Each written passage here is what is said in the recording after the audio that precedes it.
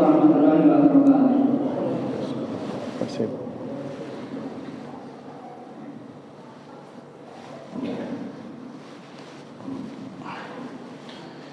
Bismillahirrahmanirrahim. Assalamualaikum warahmatullahi wabarakatuh.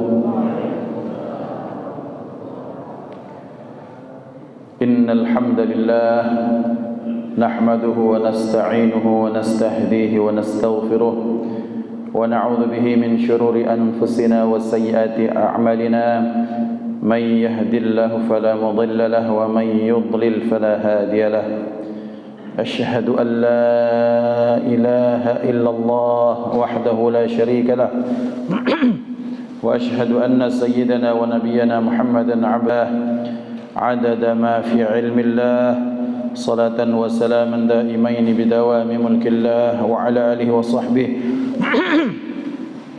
اللهم رب اشرح لي صدري ويسر لي أمري واحلل عقدة من لساني يفقه قولي سبحانك لا علم لنا إلا ما علمتنا إنك أنت العليم الحكيم اللهم ارزقنا فهم النبيين وحفظ المرسلين وإلهام الملائكة المقربين اللهم أغننا بالعلم وزينا بالحلم وأكرمنا بالتقوى وجملنا بالعافية لا حول ولا قوة إلا بالله العلي العظيم والحمد لله رب العالمين نوينا التعلم والتعليم والتذكر والتذكير والنفع والانتفاع والإفادة والاستفادة والحث على التمسك بكتاب الله تعالى وسنة رسوله والدعاء إلى الهدى والدلالة على الخير ابتغاء وجه الله ومرضاته وقربه وثوابه سبحانه وتعالى على هذه النية وعلى كل نية صالحة وإلى حضرة النبي المصطفى محمد صلى الله عليه وسلم بسر الفاتحة. أعوذ بالله من الشيطان الرجيم. بسم الله رب العالمين الرحمن الرحيم مالك يوم الدين إياك نعبد وإياك نستعين صراط الذين أنعمت عليهم.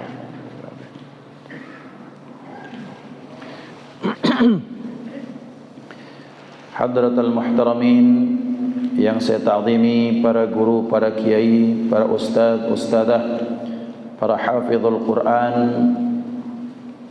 imam masjid, ketua masjid fi sabilillah Lebong Siarang beserta jajaran pengurus, para penasihat, para sepuh, bini sepuh, para penderek, orang-orang tua kami yang dimuliakan Allah, Bapak Ibu jamaah masjid dan ikhwatul iman dimanapun mengikuti siaran ini. Alhamdulillah, bersyukur kehadirat Allah Subhanahu wa taala, kembali kita dipertemukan dalam kajian bulanan kita membahas kitab Ihya Ulumuddin yang dikarang oleh Al-Imam Al-Ghazali. Mudah-mudahan kita semua yang hadir, yang mengikuti kajian kita dimanapun berada, diberikan sehat wal afiat, ditunaikan segala hajat, disampaikan cita-citanya, dimakbulkan doanya, diberikan kemudahan dalam segala urusan, yang sedang ada masalah, yang sedang ada perihal kesusahan hidup, mudah-mudahan diberikan jalan keluar, diberikan kemudahan oleh Allah. Yang sedang terlilit hutang, Allah berikan kemampuan, Allah berikan jalan untuk melunaskan hutang-hutangnya. Mudah-mudahan anak keturunan kita disalih-salihkan oleh Allah Subhanahu wa taala, dijauhkan kita dari segala kemudaratan, mara bahaya, bala dan bencana. Ala hadhihi niyyah wa ala kulli salihah. Al-Fatihah. A'udzu billahi minasyaitonir rajim. Bismillahirrahmanirrahim. Alhamdulillahirabbil alamin. Shiratal ladzina an'amta 'alaihim ghairil maghdubi 'alaihim waladdallin. Salawat dan salam, ulug salam kita sampaikan kepada hadratul Rasul Sayyiduna wa Maulana Muhammad sallallahu alaihi wa alihi wasallam, dan mudah-mudahan salawat dan salam disampaikan juga kepada keluarga beliau, kepada sahabat, kepada pengikut dan termasuk kita di dalamnya. Amin Allahumma amin. Allahumma salli ala Sayyidina Muhammad wa ala alihi wa ashabihi ajma'in. Bapak Ibu yang dimuliakan Allah Subhanahu wa taala, fa insyaallah pada pagi hari ini kita akan melanjutkan kajian kita masuk kepada al-babus sadisu, bab yang keenam, fi fi afatil ilmi wa bayani alamati ulama'il akhirati wal ulama'is su'i. Kita masuk pada hari ini pada bab yang ke-6 dari kitab Al-Ihya, yaitu pada menyatakan tentang afatil ilmi, bencana ilmu, wa bayani ulama'il akhirati, dan menjelaskan tentang tanda-tanda ulama-ulama akhirat, dan menjelaskan tanda-tanda ulama as-su', ulama yang buruk. Tapi disclaimer, ini disclaimer, bahwa membahas bab ini sekadar untuk tahu. Yang kedua, kita mengambil faidah. Yang ketiga, berharap kalau ternyata anak kita, cucu kita menjadi ulama, maka dari semenjak kecilnya kita sampaikan tanda-tanda ini supaya terselamatkan mereka dari keburukan. Disclaimernya, kita mempelajari bab ini bukan untuk menunjuk ada orang alim bahwa orang tersebut kemudian su' atau buruk, tidak. Saya ulangi, kita belajar, terutama belajar tasawuf atau kitab Ihya wabil khusus, adalah untuk mencari kekurangan kita, bukan untuk mencari kekurangan orang lain. Semakin pandai kita mencari kekurangan kita, semakin pintar kita mencari kelebihan dan kebaikan orang lain, maka disitulah tujuannya belajar ilmu ini. Kita belajar bukan untuk menjadi orang yang cerdas, pintar, jenius, mencari kekurangan-kekurangan orang lain dan menutup diri, menutup hati, menutup mata dari keburukan kita. Maka bab ini dan sampai bab terakhir dari kitab Ihya, tujuannya supaya kita pintar, supaya kita pandai mencari kekurangan diri sendiri, dan kita pintar dan pandai mencari kelebihan dan kebaikan orang lain. Yang kedua, Bapak Ibu, ada satu bab yang kita ambil dari kitab Al-Fawaidul Mukhtarah li Saliki Tariqil Akhirah. Jadi kitab ini tentang nasihat-nasihat para ulama, yang salah satu isi dari kitab ini mengajarkan tentang bagaimana kita harus menjaga pergaulan. Menjaga pergaulan supaya kita tidak salah dalam bergaul. Ini penting, ini saya ingin sampaikan supaya kita bisa simak bersama-sama untuk membina hati kita. Dikatakan oleh beliau, dan hendaknya ketika kelihatan dengan jelas secara syariat keburukan seseorang, hendaklah kita tak bergaul dengan mereka. Ini garis bawahnya yang penting. Bukan yang pertama supaya kita selamat dari keburukan mereka, tapi yang pertama supaya orang lain selamat dari keburukan kita. Saya ulangi, supaya kita paham, supaya kita bisa mengamalkan bersama-sama, karena ini amalan hati. Kita menjaga pergaulan dari orang yang menurut syariat itu buruk adalah supaya mereka selamat dari keburukan kita, supaya kita selamat, mereka selamat dari keburukan kita, dan selanjutnya supaya kalaupun ada, maka kita selamat dari keburukan mereka. Ini penting, karena kadang-kadang ada alasan orang kenapa tak bergaul. Supaya saya tak kena keburukan mereka. Yakin kita terlalu bersih mata Allah, ulama akhirat, maka tuduhan itu Allah kembalikan kepada kita. Ini penting ya ikhwan, untuk diingatkan bersama-sama oleh kita. Ini disclaimernya. Bismillahirrahmanirrahim. Bab yang ke-6 pada menyatakan tentang bencana ilmu dan menyatakan tentang tanda-tanda ulama akhirat dan ulama buruk atau ulama yang tak baik.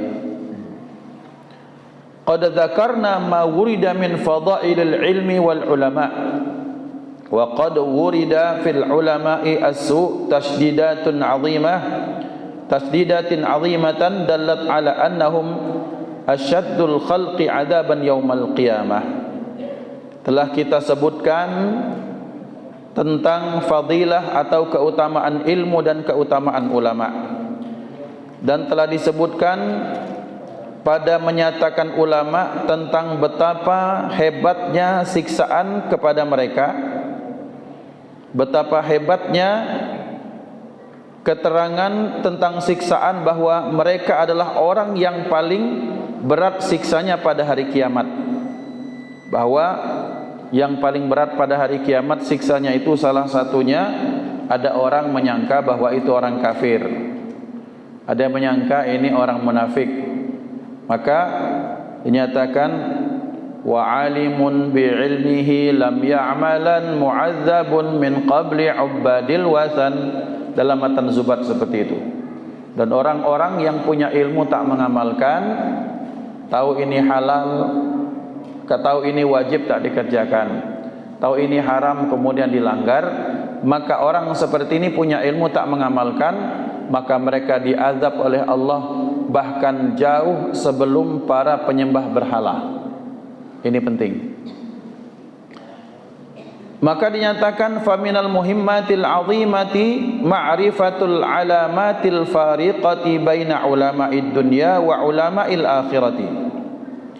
Maka termasuk kepentingan yang paling penting bagi kita yang sangat agung, mengetahui tanda-tanda yang membedakan antara ulama dunia dan ulama akhirat. Dan juga para pemirsa, kita sarankan kita saling sama-sama mengingatkan.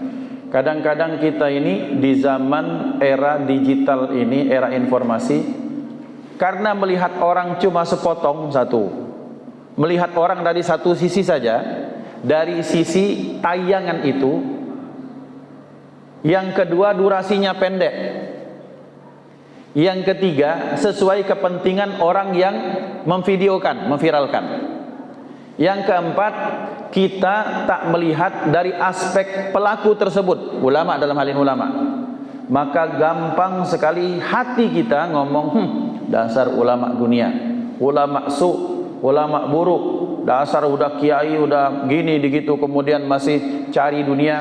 Pernah terjadi, terdengar seperti ini? Sering, bukan pernah. Ada ulama kiai besar di kita di Sumatera Selatan mencalonkan diri untuk misalnya jadi bupati atau jadi gubernur, jadi wali kota. Langsung, oh ulama dunia nak nyari duit. Itu ngukur baju wong di badan kita. Saya bilang ini adalah orang yang mengukur orang lain dengan standar dirinya.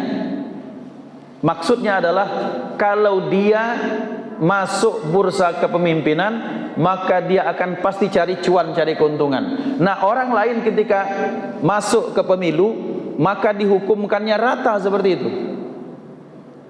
Al-Faqir pernah bertanya kepada dua guru kita yang sudah dipanggil Allah, mudah-mudahan Allah berikan kemuliaan beliau di dunia dan akhirat, yaitu Ustadz Solihin Hasibuan dan Ustadz Taufik Asnuri. Karena kan dulu pernah nih di bursa pemimpin itu, beliau tuh sudah calon wali kota, pernah itu.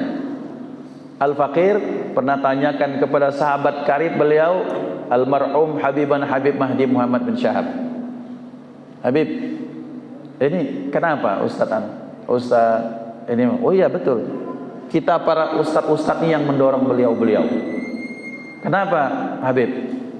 Satu Ustaz, supaya umat ini tahu bahwa urusan politik bukan urusan orang-orang yang tak paham dengan agama. Justru urusan politik ini harus dimasuki orang yang paham agama supaya dia benar. Satu. Yang kedua, supaya ulama ini ada posisi tawar, kata beliau. Jauh ini sudah berapa, mungkin sekitar 6-7 bahkan mungkin 10 tahunan yang lalu saya bertanya kepada beliau. Supaya ulama ini ada posisi tawar di tengah masyarakat, di tengah pemerintah, bahwa pemerintah jangan macam-macam dengan ulama. Yang ketiga, bahwa kalaupun itu tak jadi, maka umat ini harus melek bahwa urusan politik tak hanya pada urusan orang-orang yang tak paham dengan agama, bahwa Islam mengatur politik dengan segala aturan-aturannya. Nah, ikhwan dimuliakan Allah, walaupun tak masuk bursa tapi beliau istilahnya sudah mencanangkan. Nah, kemudian langsung ada orang menyatakan, oh dasar kiai, dasar ustadz kekurangan duit, nak jadi wali kota, pasti itu. Nah, langsung nih suudzon. Satu suudzon pertama ditopang oleh suudzon kedua. Kalau jadi wali kota pasti tidak benar, dua. Yang ketiga pastinya nyari duit, segala macam, sampai semua bab terbuka gara-gara suudzon.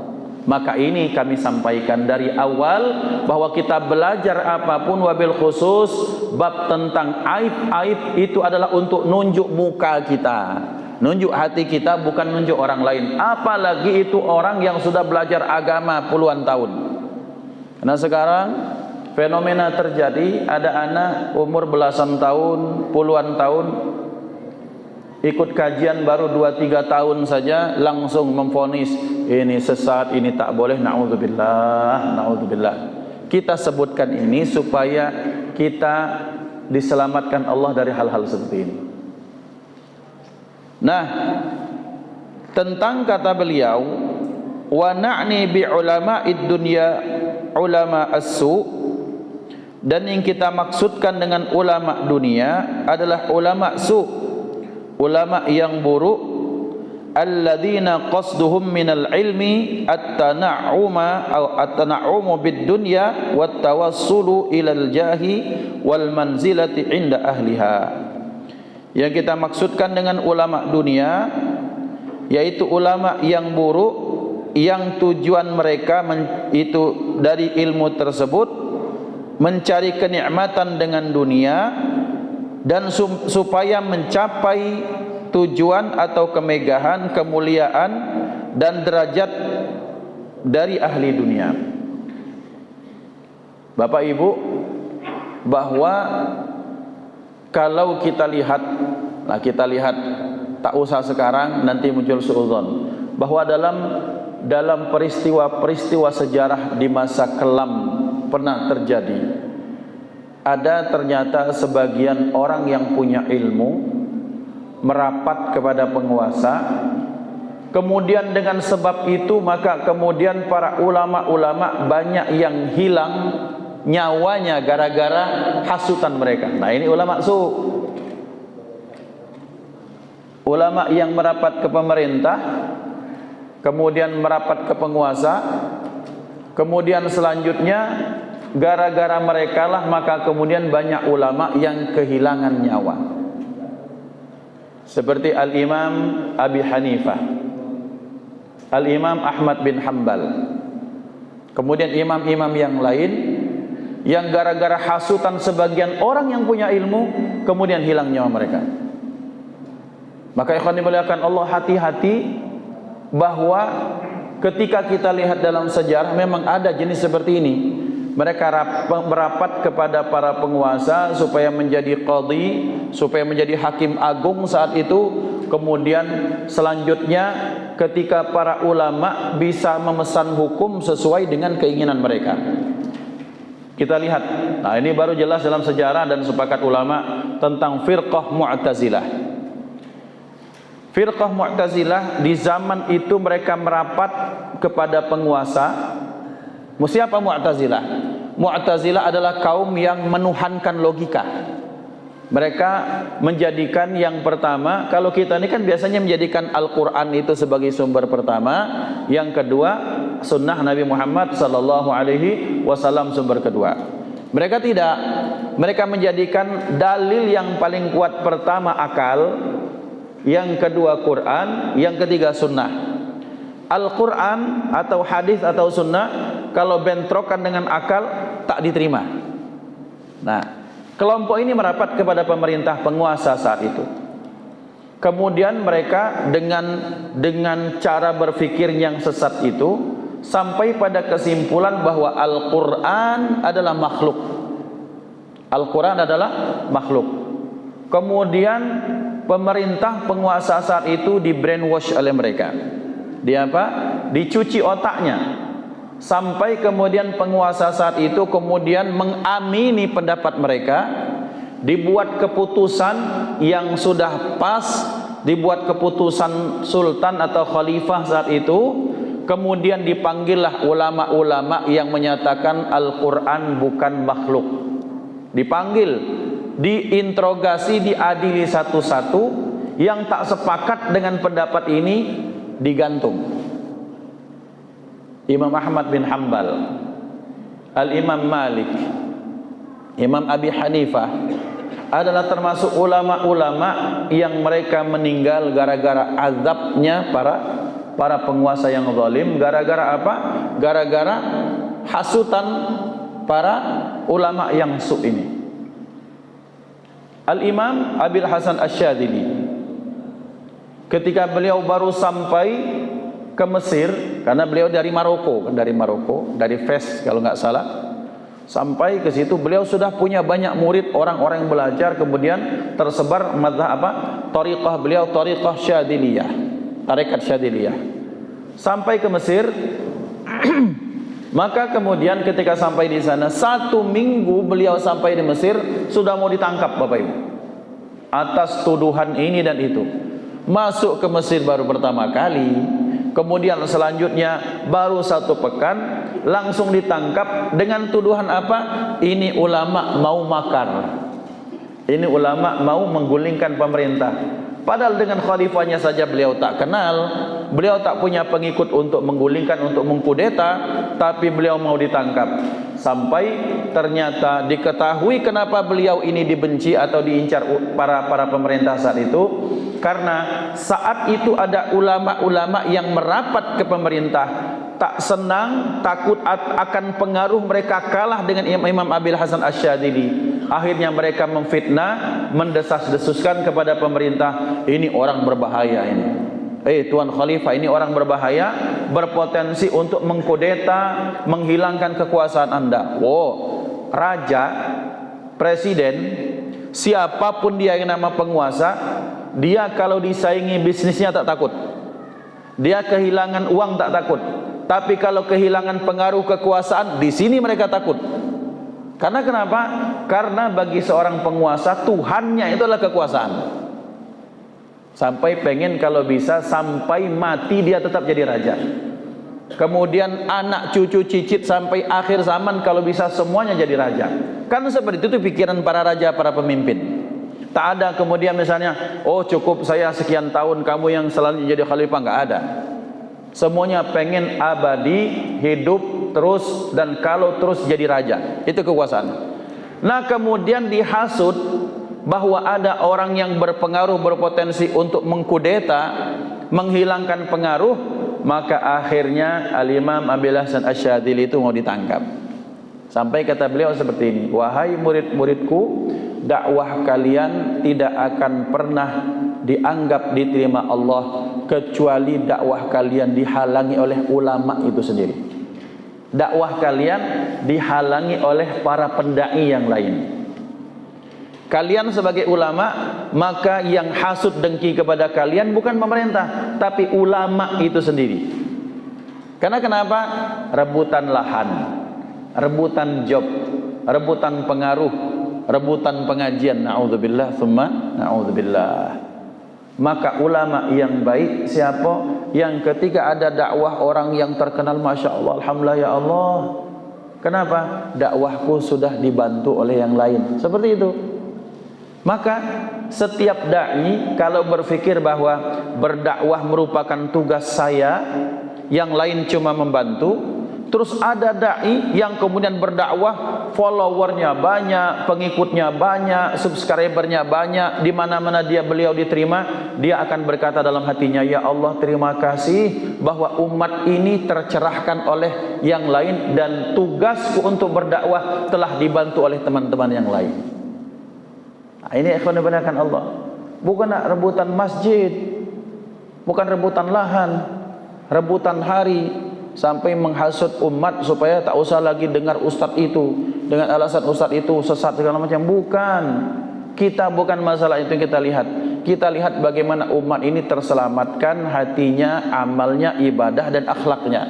Kalau kemudian ternyata potensi selamat akidahnya, selamat syariatnya, selamat hatinya, selamat akhlaknya itu bisa terselamatkan, maka berarti tugas dakwah itu sudah selesai. Dan siapapun pelakunya merupakan orang yang sama berdakwah di jalan Allah Subhanahu wa taala. Maka ikhwan, ini penting. Ya. Jadi ini maknanya ulama dunia, ulama su' dan ulama akhirat. Jadi siapa ulama akhirat? Ulama akhirat adalah ulama yang tujuan beliau umat ini selamat. Selamat dari penyakit hati. Kita lihat, kita harus bapak-bapak resah. Kalau kita orang awam, kita ini kan khawatir, kita ini risau. Tapi risau kita tentang apa? Makan apalah besok. Besok baca tak jalan-jalan. Kemudian pengen misalnya apa, makan apa, kemudian pengen naik kendaraan apa, risau hati kita. Anak kita, HP anak kita tak sama dengan yang lain, risau kita. Atau anak tersebut HP-nya jadul, ketinggalan sama teman, risau dia. Kita ajarkan diri kita ajarkan anak keturunan kita risau akan dunia. Padahal kita pernah bahas satu hadis dari beliau baginda Nabi Muhammad sallallahu alaihi wasallam yang artinya kira-kira seperti ini. Kalau dunia ini dalam sudut pandang Allah, dunia ini berharga dan berharganya dunia sama dengan sehelai nyamuk, sehelai sayap nyamuk. Sayapnya satu sayap. Itu dunia ini harganya di mata Allah sama dengan sehelai sayap nyamuk. Maka orang kafir, kata Rasulullah, tak berhak untuk mendapatkan rezeki berupa seteguk air. Ini air. Allah tak akan berikan kepada orang yang tak beriman kepada Allah. Saking berharganya dunia. Apa harga dunia? Sama dengan sehelai sayap nyamuk. Tapi karena dunia di mata Allah, dalam sudut pandang Allah, tak berharga, bahkan tak sama dengan sehelai sayap nyamuk, maka orang kafir bisa bebas lalu lalang di muka bumi ini. Mau makan apa segala macam, mereka dapat jatah rezeki daripada Allah. Saking tak berharganya dunia. Maka ulama akhirat berupaya supaya umat ini selamat dari hal seperti ini. Bahwa betapa kita ini akan mulai panik kalau sudah berkaitan dengan harta, ekonomi segala macam. Tapi ketika masjid sepi tak panik. Kita akan panik kalau ternyata misalnya anak kita tak ikut tes ini, tes olimpiade apa segala macam. Tapi kita tak panik ketika anak kita tak bisa baca suratul Fatihah. Banyak di antara kita yang panik kalau anak kita masih nganggur, sementara anak kita tak pernah ikut pengajian, kita tak panik. Nah, supaya ulama ini bisa menyelamatkan sudut pandang umat bahwa akhirat itulah yang selama-lamanya. Dunia ini cuma tempat numpang saja. Nah, kita punya tugas bersama untuk sama-sama menyelamatkan diri dan ulama bangsa ini serta umat Islam seperti ini. Nah, ulama akhirat pikirnya ke situ. Jadi kalau kita risau, kalau tahajud kita risau, mana ya Allah belum dapat gawian, belum dapat kerja. Ulama akhirat apa nangis, ya Allah selamatkan umat ini. Ya Allah selamatkan umat ini. Nangis mereka adalah untuk umat, bukan untuk diri mereka sendiri. Ini ulama akhirat. Tapi ada ulama yang siapa? Gubernur sekarang. Kata merapat, biar ada tender segala macam. Makan gratis, makan bergizi segala macam. Yang dipikirkan bukan supaya merapat ke pemerintah misalnya, supaya pemerintah ini tidak zalim, tidak keluar dari koridor, tidak keluar dari jalurnya, tapi supaya dapat cuan, dapat tender, dapat proyek dari hal tersebut. Ulama akhirat pernah diceritakan Sayyidil Habib Mahdi bin Abdul Syahab. Beliau bersama sekitar 23 para ustadz mendatangi Fulan bin Fulan. Tak saya sebut nama. Fulan bin Fulan ini didatangi. Alasannya banyak. Tak pernah mau jumpa dengan para ustadz ini. Ustadz Palembang, Ustadz Maspuro. Alasannya sakit, alasannya sibuk, alasannya apa-apa, banyak sekali sudah. Kemudian satu saat ke gap ini, ternyata dia ada di rumah, para ustadz ada, tak bisa keluar. Apa tujuan para ustaz datang? Supaya kalau Anda terpilih jadi wali kota, kami pengen punya posisi tawar untuk umat. Kami punya program yang untuk menyelamatkan umat. Jangan semuanya kalau ada budget, kalau untuk nampilkan artis, oh berapa ratus juta sekali tampil, habis selesai diberikan. Tapi giliran penceramah misalnya mungkin belasan juta saja, susahnya minta ampun. Datang para ustaz dipimpin oleh Habib Mahdi. Datang ini bapak naik di atas kursi dia. Ada alasan, Habib ustaz mohon maaf ya, saya sakit. Oh enggak apa-apa. Ini ustaz-ustaz di bawah ini. Sul adab ya. Kemudian disampaikanlah maksud tujuan. Apa bahasanya seperti ini? Habib ustaz semua 23 ustaz ini kalau datang, kalau ya umatnya paling berapa katanya. Sementara menurut survei saya tuh di atas angin. Dia kasih timnya itu dikasih survei yang tebalnya sebegini saat itu. Dengan bangga pokoknya, bakso kita Palembang dengan ustadz dengan Habib atau tak dikuk ustadz dengan Habib, aku menang tuh lah bakso gitu. Itu yang ngomongkan Habib Mahdi. Dan teman-teman beliau masih banyak yang hidup, dia bisa kita ditanya. Maka ada teman ustadz, ku lajak kan juga, sabar kata Habib Mahdi. Selesai. Maka selesai, kemudian apa? Kata beliau, sebelum pisah, kata Mahdi, ngomong ke asprinya, sampaikan ke bapak itu, dia pernah kalah sejumlah ustadz-ustadz yang datang ini, sehingga dia tak terpilih. Sampaikan itu. Dan walhasil setelah itu kalah mamangnya. Ikhwan fillah Allah Ta'ala. Jadi sampai sebegitunya, ketika beliau datang tuh apa? Bahwa kalau ada yang terpilih, rombongan Mas Puro ini datang, supaya apa? Supaya umat ini tercerahkan, bahwa kalau ada sekitar budget berapa puluh miliar untuk kesejahteraan rakyat, berikanlah untuk misalnya takmir, untuk marbot, untuk imam masjid, kemudian untuk ustaz-ustaz setiap ahad seperti besok ada Ustaz Palembang Darussalam. Itu inisiasi beliau-beliau almarhum itu. Itu perjuangan. Karena kenapa? Karena biasanya orang kalau untuk acara 17 Agustus datangkan artis di Jakarta, woi cepat keluar duitnya. Terjadi Pak. Puluhan juta, ratusan juta. Cuma hanya sekedar atas nama pesta rakyat, rakyat harus bersyukur. Yang patut bersyukur itu adalah dengan cara yang diridhai Allah, bukan kemudian kumpul segala macam, ikhtilat segala macam. Itu pun susahnya minta ampun. Maka ikhwan dimuliakan Allah, jadi yang seperti ini bukan ulama dunia datang sengaja mendatangi ulama untuk apa? Untuk ngerem jangan sampai mereka ini kelewatan batasnya, supaya pemerintah ini, tokoh-tokoh yang berkecimpung dalam pemerintahan ini tidak semena-mena. Karena uang kan dari kita semua nih, tapi uang hanya sebagai uang semalam dibakar hanya untuk apa? Untuk apa namanya? Mercon kembang api. Uang dibakar untuk satu malam tahun baru. Uang dibakar untuk 17, katanya 17, tapi hanya untuk joget, mabuk segala macam. Maka alangkah lebih baiknya di setiap pekan itu ada kajian yang ustadz itu digaji. Ustadz seperti Ustadz Palembang Darussalam itu inisiasi beliau-beliau.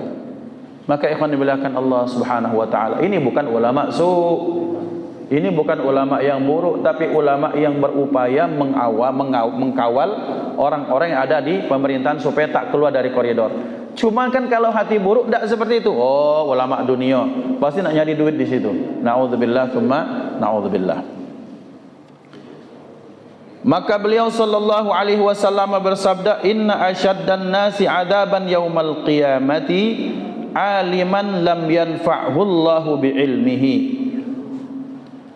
Sesungguhnya manusia yang paling pedih azabnya pada hari kiamat, siapa dia? Alimun lam yanfa'hu Allahu bi'ilmihi, seorang alim yang Allah tak berikan manfaat pada ilmunya. Na'udzubillah. Ilmu itu kan cahaya. Tujuan cahaya supaya kita selamat dari kegelapan. Oh Ustaz, sekarang sudah terang benderang. Terangnya ilmu itu, kalau itu mangga, kalau itu rumah orang terbuka, kemudian rumah orang itu siang hari tak ada orang lain, siang hari terbuka, kemudian barangnya banyak, Tak ada orang berangkat, ternyata lupa tutup. Kemudian ada orang masuk untuk mencuri, itu namanya ini orang dalam kegelapan. Kenapa? Tak bisa membedakan mana yang halal, mana yang haram.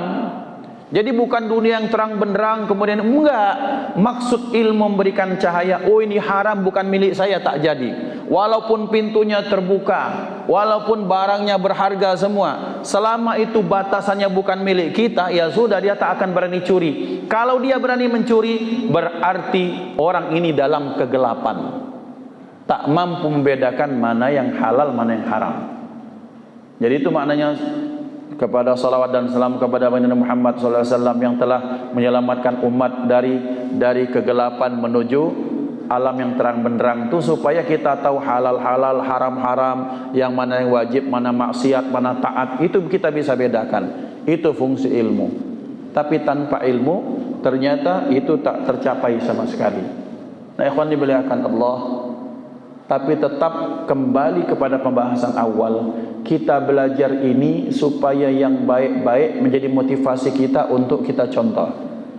Yang buruk-buruk tunjuklah diri kita, kitalah yang buruk itu, sehingga kita punya semangat untuk memperbaiki diri dan hati masing-masing, insyaallah. Hadanallah wa iyyakum ajma'in, usikum wa nafsi bittaqwallah. Diaturi kalau ada pertanyaan, falyatafaddal mashkuran. Ibu-ibu dulu, ada pertanyaan ibu-ibu? Kalau tak balik bandar pertanyaan ni biasanya.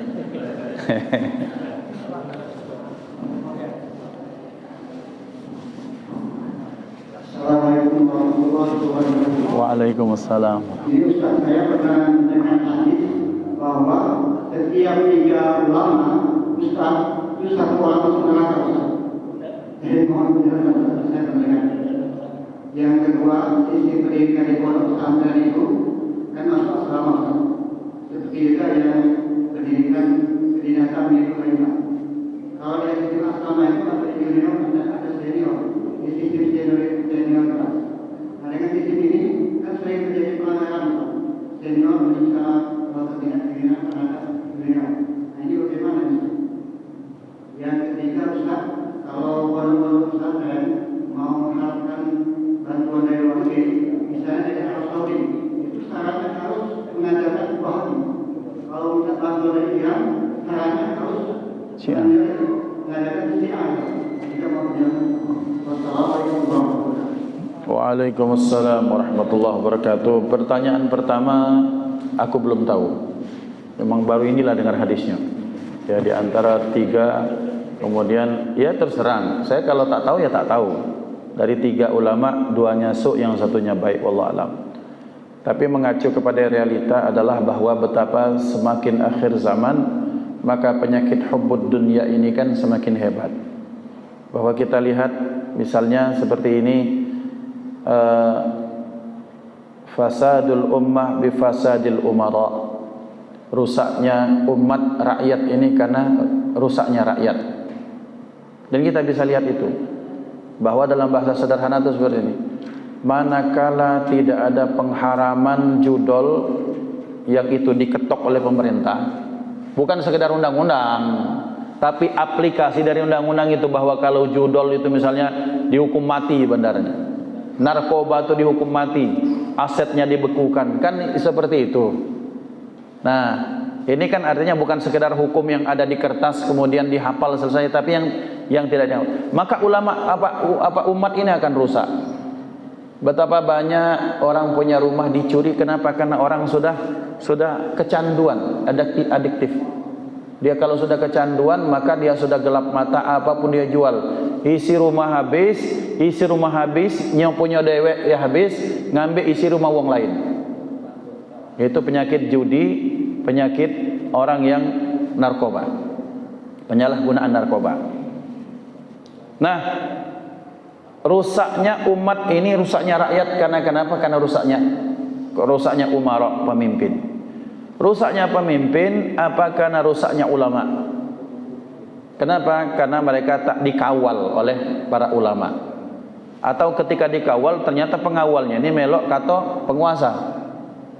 Tidak seperti para ulama yang ketika A, B, B, tak baca antara A dengan B itu ada, tak ada. Rusaknya ulama apa? Karena apa? Bil jahi wal mal, bil mali wal jah. Karena sebab harta dan kedudukan. Jadi kalau ini pacak jadi ketua ormas apa dipilih, sehingga kemudian fatwanya macam-macam, sudah tak menguntungkan, tak sesuai dengan syariat Islam misalnya. Wah, ini seperti itu. Maka jadi kalau itu hadisnya, maksudnya saya bukan ragu dengan Bapak, bukan, tapi karena saya belum pernah, maka pada realitinya seperti itu. Tapi tetap keselamatan hati kita dijaga pertama. Kita tak boleh menyatakan ini ulama su, ulama su, ulama su. Kalau ulamanya besok kita sebagai umat, apa lagi sebutannya? Kan seperti itu. Yang kedua, bagaimana upaya menghilangkan kebiasaan pelonco ya antara senior dengan junior. Senioritas ini memang sering terjadi. Dan biasanya muncul ini dari konsep satu, konsep pendidikan yang tak tepat. Yang kedua, konsep pengawalan yang tak ketat. Anak itu dikawal, tapi pengawalan anak harus diawali dengan paradigma cara berpikir bahwa semua orang punya hak untuk hidup bebas, semua orang punya hak untuk tak disakiti. Dan kita ajarkan kepada orang tersebut, bayangkan kalaupun kamu punya anak, ternyata anakmu disiksa orang lain. Itu terjadi ya, terjadi. Dan memang kita ini di Indonesia itu seperti itu. Karena sudah dia pernah dibully sama seniornya, entah di pelonco, di mahasiswa atau di apapun namanya, kemudian ternyata dia balas dendam, punya dendam. Ingat bahwa ternyata apapun yang pernah dialami seseorang itu terekam dalam memorinya. Dan kalau dia baik, dia akan mengulangi kebaikan itu. Kalau buruk, maka dia akan melampiaskannya kepada orang yang di bawahnya. Itu berarti kita mengajarkan sifat dendam pada generasi kita. Bapak Ibu, ini kita semuanya. Ada ibu-ibu, mungkin ibu-ibu. Ibu-ibu kan yang sudah Allah jadikan hidupnya lebih baik dari dulunya. Aku tak ngomong ke sugih bukan, tapi setidaknya lebih baik. Dulu ibu-ibu tuh pengen yang beli boneka. Kemudian ternyata tak terbeli-beli Bu. Kemudian ada duit, anaknya dibelikannya boneka. Cucunya dibelikannya boneka. Bukan sih kok selusin boneka, masih nak beli yang ketiga yang sekodi lagi. Ngapa? Ini pelampiasan dari obsesi yang mimpi yang tak tercapai ketika masa kecil. Bahayanya adalah dalam konsep pendidikan, ada orang tua yang dia mau pengen anak dia dulu pengen jadi polisi atau tentara, tak kesampaian, anaknya dipaksa jadi polisi atau tentara. Sementara anaknya pengen teknik, anaknya pengen masuk kedokteran, anaknya pengen masuk fakultas hukum. Karena terpaksa dipaksa, jadilah anak tersebut pendendam. Kalau dia tak ridha, kalau dia tak taat, dia pendendam dan akan melampiaskan hal itu kepada orang sekitarnya. Nah, berarti orang tua kita semua para pendidik punya andil dalam membentuk generasi ini. Dan termasuk bentukan generasi yang tak bagus, sistem peloncoan dengan kekerasan fisik maupun dengan bulian secara verbal. Yang ketiga, pertanyaannya tentang bantuan ya. Tentang bantuan misalnya kan uang di luar tuh berseliweran lah. Terutama zaman dulu, kalau zaman sekarang kan ekonomi sudah hancur semua kan. Jadi kalau dapat bantuan dari Saudi, dia harus paham Saudi ya. Kita tak sebut merek ya, Saudi saja. Kemudian kalau pengen dapat bantuan dari Iran, maka berpikir ala Iran lah dengan mazhabnya. Apa hukumnya? Maka kita katakan ardullahi wasi'. Bumi Allah itu luas. Yang berikutnya, wa tilkal ayyamu nudawiluha bainan nas. Dan itu hari di mana Allah pergeserkan, Allah putarkan roda kehidupan manusia. Maksudnya adalah ardullahi wasi', rizqullahi wasi'. Bumi Allah itu luas, rizki Allah itu banyak. Bapak-bapak, kami ingat zaman dulu. Kiai kami itu bukan anti pemerintah, tapi anti pemerintah dalam artian tak mau ikut doktrin pemerintah. Kiai kami dulu tak mau ada pelajaran umum. Tetapi seiring berjalannya waktu, kemudian dirasa perlu, maka dimasukkan pelajaran umum. Tapi beliau untuk menerima bantuan dari pemerintah, beliau tak mau. Alasannya apa? Nanti akan disetir oleh oknum, bukan pemerintah, oleh oknum-oknum pemerintah yang mencari keuntungan di situ.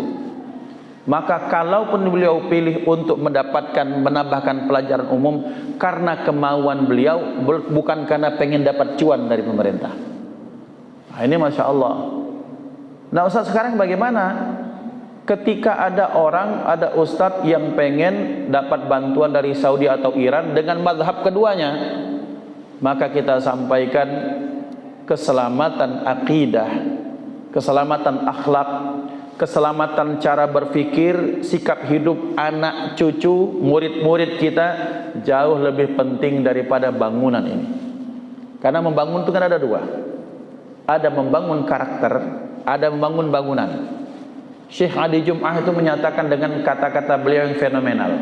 Apa kata-kata beliau? Bina'ul insan qablal bunyan, bina'us sajid qablal masajid. Kata beliau, yang pertama itu membentuk manusianya dulu, baru membentuk bangunannya, bentuk rumah, bentuk kantor, bentuk sekolah. Bentuklah as-sajid, orang yang bersujud, baru bentuk masjidnya, baru bangun masjidnya. Sekarang konsep itu terbalik. Orang tuh bagaimana sekolahnya dulu bagus, boarding schoolnya bagus, baru cari santri. Ini keliru ini. Kiai-kiai dulu pasti diawali dengan zaman kali Bapak Ibu, ya Allah, zaman kami dulu ketika saya baru masuk sanawiyah, saya non mukim, teman-teman yang di asrama itu netes, maaf ya, pecah banyu kemek, banyu. Jadi menahan itu, pasang di pipa-pipa itu sebelum berangkat sekolah, berangkat. Ketika balik dari sekolah, balik ke asrama, baru 1 ember itu penuh. Zaman dulu. MJK-nya tidak usah ceritakan. Tapi sekarang alhamdulillah bagus. Ini ekonomi membaik. Tanpa harus merubah akidah anak-anak, tanpa harus merubah akhlak dan sikap mereka. Karena bantuan biasanya orang dari luar memberikan bantuan harus sesuai dengan mazhab mereka. Masjid ini kalau mau dibantu oleh misalnya dibantu, oh kami punya standar, tak boleh ini, tak boleh itu. Oh lemaknya gini wong nyetir gitu. Maka ikhwan, jadi mak mano? Lebih baik selamatkan karakter anak dulu, akidahnya, daripada kita harus kehilangan satu generasi hanya ingin mendapatkan bangunan yang megah. Wallahu a'lam bishawab. Wallahu a'lamu bishawab. Sudah lewat waktunya, sudah sampai. A'udzubillahi minasyaitonir rajim. Bismillahirrahmanirrahim. Alhamdulillahirabbil alamin. Allahumma shalli ala sayyidina Muhammad wa ala alihi wa ashabihi ajma'in. Allahumma ij'al jam'ana hadha jam'an marhuma wa tafarruqana min ba'dihi tafarruqan ma'suma wa la taj'al fina wa la minna wa la ma'ana syaqiyya wa la mahruma. Allahumma ihdina bihudak waj'alna mimman yusari'u fi ridak wa la tuwallina waliyan siwak wa la taj'al min khalafa amraka wa 'asak wa hasbunallahu wa ni'mal wakeel. اللهم اجعلنا وأهلنا وأولادنا وذريتنا وتلاميذنا من أهل التقوى وأهل العلم وأهل الخير والعمل ولا تجعلنا وإياهم من أهل الشهر والجهل والضير والكسل. اللهم باركنا في أسماعنا وأبصارنا وقلوبنا وأزواجنا وذريتنا وتب علينا أنت التواب الرحيم. اللهم بارك لنا في أولادنا وبناتنا واحفظهم ولا تضرهم ووفقنا ووفقهم لطاعتك وارزقنا برهم بحق ربنا هب لنا من أزواجنا وذريتنا قرة أعين واجعل المتقين إماما. ربنا هب لنا من الصالحين ربنا هب لنا من لدنك ذرية طيبة إنك سميع الدعاء. اللهم إنا استودعناك ما حفظنا وما قرأناه فرده إلينا عند احتياجنا إليه. ربنا آتنا في الدنيا حسنة في الآخرة حسنة وقنا عذاب النار. وصلى الله على سيدنا محمد وعلى آله وصحبه وسلم. الحمدلله رب العالمين. Kita tutup dengan hamdalah. Alhamdulillah rabbil alamin. Mohon maaf lahir dan batin. Assalamualaikum warahmatullahi